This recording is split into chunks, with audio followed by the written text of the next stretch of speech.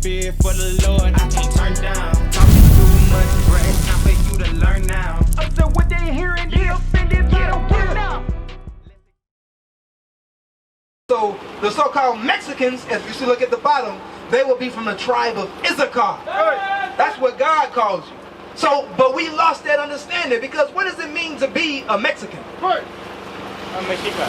A Mexica, what does that mean? It's just like where the people came from. The origin of the term Mexico. Yeah, please. What does the word Mexican mean though? I'm not sure. But I just recently watched a video about the history of Mexico. Okay. So you know, you got a little bit of history on Mexico in your brain. You got a little bit of understanding on that, right? So now let's see if our history is written right here in this Bible. So now, but I want to start. Give me Isaiah 1 and 3 real quick. So I asked, I said, what does it mean to be Mexican? So are you a big in history? Are you a history buff? Somewhat. Somewhat. So you like to get into it. You say you just watched the documentary, right? Yeah. So you know what I'm saying. You try to learn a little bit about the history. So we're gonna see if it's in the Bible. But you say you're really not sure what the word Mexican means. So now it comes from two different words. It means like center of the moon, right? So our people, they called our people center of the moon. Are we the center of the moon? Does that have any relation to us? That's where that word comes from. It's like it derives from like center of the moon.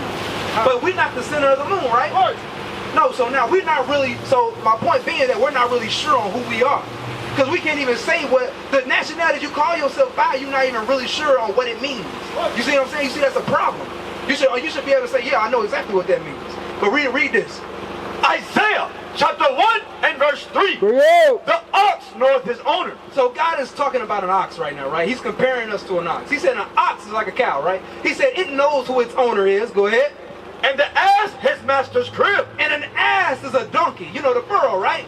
I'm saying it right, burro, right? So he's saying it knows how to find its way home. If you point an ox to its owner, it's going to be like, yeah, it's going to walk up to him. That's my owner. If you lead an ass, a donkey from his home, it can find its way back. You see that? Read.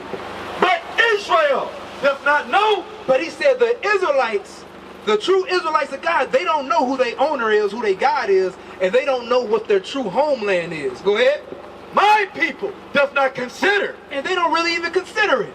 Because you never really consider, well, what does it really mean to be a Mexican? Where does that term come from? We don't really consider those kind of things. So God is telling us that the true Israelites, they wouldn't know who their owner is, who their God is. Who's God? Who is our God? Wake them up.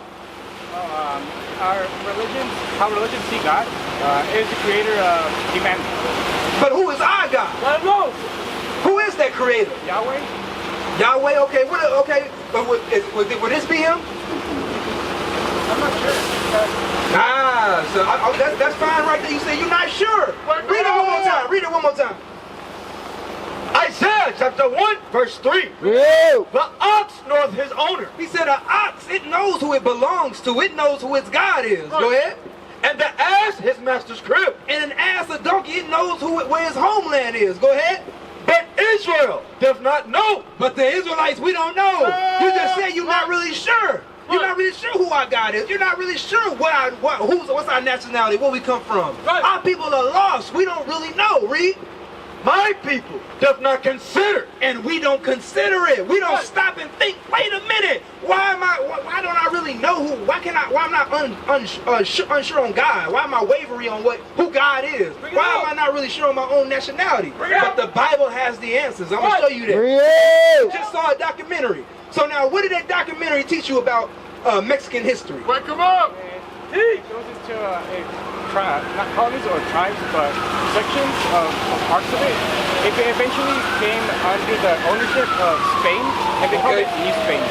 So it talks about how we came under the ownership of Spain, right? But this is after the Spaniards colonized the Aztecs. No, the Spaniards came and who were some of these Spaniards? You know, they give any names?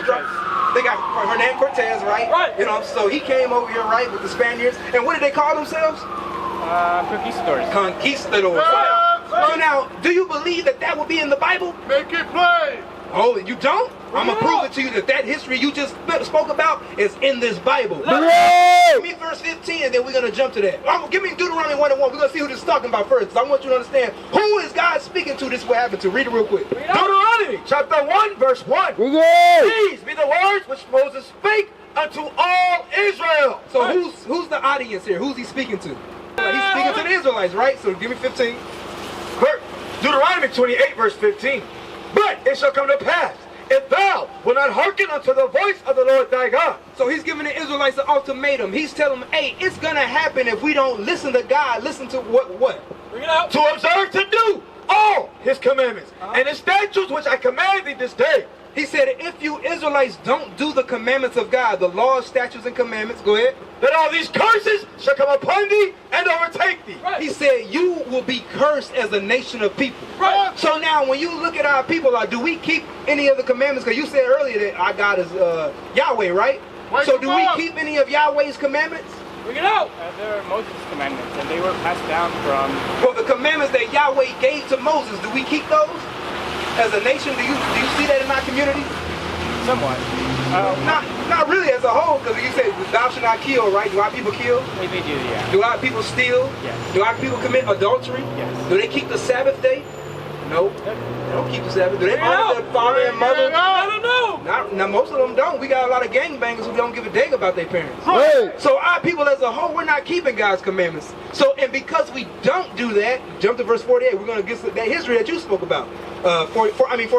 Bring it out. Deuteronomy chapter 28 verse 49. Real. The Lord shall bring a nation against thee from far. He said, because we don't keep the commandments, we'll be cursed. One of the curses that he said he would bring a nation against us from far. So who came against the so-called Mexican man? You said it earlier. The conquistadors. So where did they come from? Spain. So would that be a short distance or a far distance? Far distance. That's a far away distance. That's the other side of the earth. Right. So what did God say again? The Lord shall bring a nation against thee from far. He said, the Lord will bring a nation against us from far, From the end of the earth. from the other side of the earth. Go ahead. As swift as the eagle flieth. He said, as swift as the eagle flyeth. Real. So what was Spain's symbol back in the 1400s? A flag. Huh? A flag? What was on their flag? What was their symbol? What was their national symbol? A crest. A crest. A crest of what? Heritage and everything that they stand for. Come over here. Look over here. Check this out. So Spain, right? You see right here? What's on their coin? What was the national symbol? Let them know. It's an eagle. Right. What was on the Romans' national symbol? What was the Romans' national symbol? Okay. What about the Greeks? And what about America today? An eagle. Right. So now, what do all these nations have in common? What people are they? They are the Holy Roman Empire? No. What people are all? What were the Greeks, the Romans, the Spaniards, the Americans? What kind of race of people are they? Bring it out. Let them know. White, so-called Caucasians, right? Right. Europeans. Right. So God is letting us know who he's going to send against us. Because all these great Caucasian nations, they always use the eagle as their symbol. The French, they had the eagle as their symbol. Italians, they had Romans, they had the eagle as their symbol. The Greeks, America, all these great white, even Britain, they use the eagle as their symbol. So he's letting you know what people he was going to send against us. Read it again. Bring it out. As swift as the eagle flieth. Read the whole thing. The Lord shall bring a nation against thee from far. So he said, I'm going to bring because you guys don't want to obey my commandments, you think you're good over here, I'm going to bring a nation against you from a faraway land. Go Bring ahead. it out. From the end of the earth. As swift as the eagle flieth. And that nation would use the eagle as their symbol. Right. In Spain, they use the eagle as their symbol. Right. America, they use the eagle as their symbol. Right. These Caucasian, these white nations, they use the eagle as their symbol. He That's said as right. though he would send them against us. Read. Right. A nation whose tongue thou shalt not understand. Because what language did our people speak before the Spaniards came? Wake 'em up.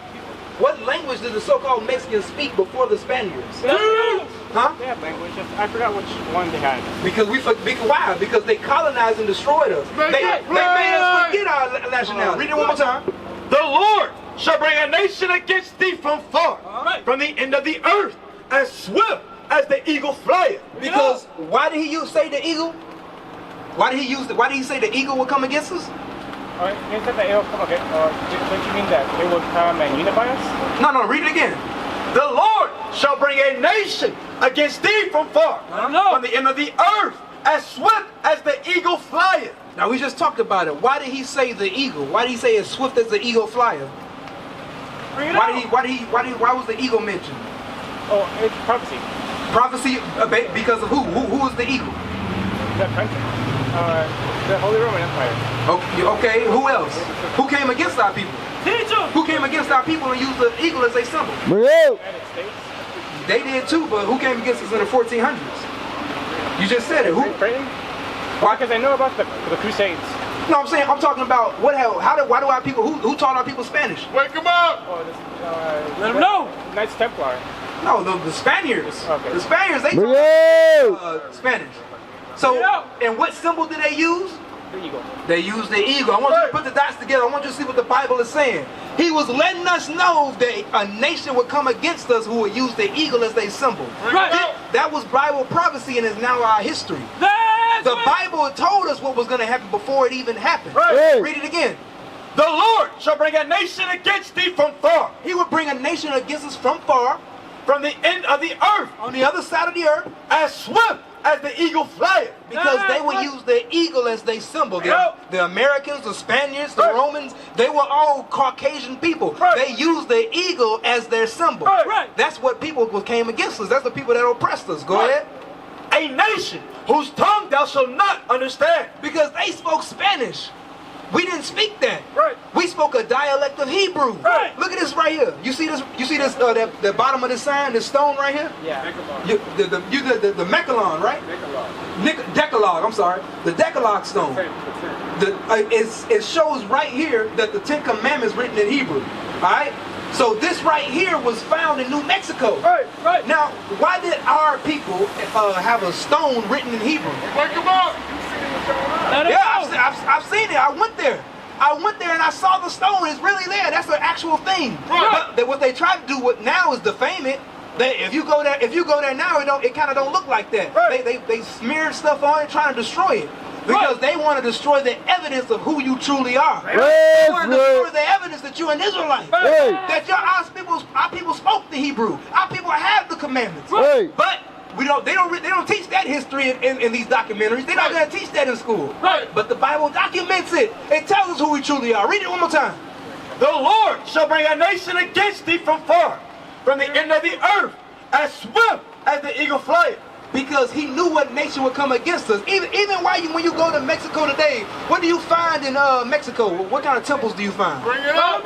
What are they shaped as? Pyramids. Pyramids. Yeah, that's right. Now, who built the pyramids in Egypt? Let them know. The Egyptian was Khufu. I mean, you know any history about Moses and Wake them up! That's a threat to power. I know it is. Say it again? That's a threat to power. And it shouldn't be like. Let them know. Why people? That's why you're here. No, I'm saying. You know the history about Moses when he said, "Let my people go." What happened in Egypt? What were the Israelites when they was in Egypt? They were slaves. They were slaves. And what did they build for Pharaoh? The pyramids. They built the Eagle. So the Israelites built the pyramids. How did your people know about pyramids? Agriculture. It's a center because after you collect corn, you collect agriculture. Things like that, you trade. I'm gonna tell you why. I'm gonna tell you why. It ain't because of no trade. It's because they are those people. Your people are the same ones who built the pyramids in Egypt. So when you got over to this side of the world, guess what you started building? Pyramids. We're gonna see who built it, because the Bible speaks about it. It gives us all our history. Yeah, I know you say you've seen some stuff in the documentary, but I'm gonna show you that the Bible is the best documentation of our history. That's what our history is found. Not in these the whitewashed documentaries that they drowned out. You know what I'm saying? This is what we're gonna find the true history in. Let them know. I'm gonna show you something. Read. You found it? First Maccabees chapter 13, verse 28. Let them know. Moreover, he set up 7 pyramids. So this is the Israelites. They set up what? 7 pyramids. Go ahead. One against another, for his father and for his mother and for his 4 brethren. So the Israelites set up these pyramids. That's So when our people got over here to this side of the world, guess what they did? They set up pyramids. Right. They knew how to do it. Right. It wasn't a coincidence that people, they didn't have, one person didn't have an idea and the same person had the same idea. Yeah, it wasn't no aliens. They, that's what they teach on History Channel. They tell you ancient aliens. They like, oh yeah, aliens came down and did that. Nah, because they don't want to realize, they don't want to recognize that our people was able to do that. Ingenuity and the know-how to be able to build these things that they can't even figure out how it got built. Whoa. Because we have that mindset. They don't want to recognize us. But God already documented. We built up the pyramids. And when our people got over this side of the world, they did the same thing. Because all this is showing you of who our people are. The Bible is documenting who we are, where we come from, what's our nationality. The Bible tells us this. What is a nation? Nation is family. Nation is community. Nation is men leading by example. Nation is women's support. Nation is children with role models. Nation is unity. Nation is you. It's nation time.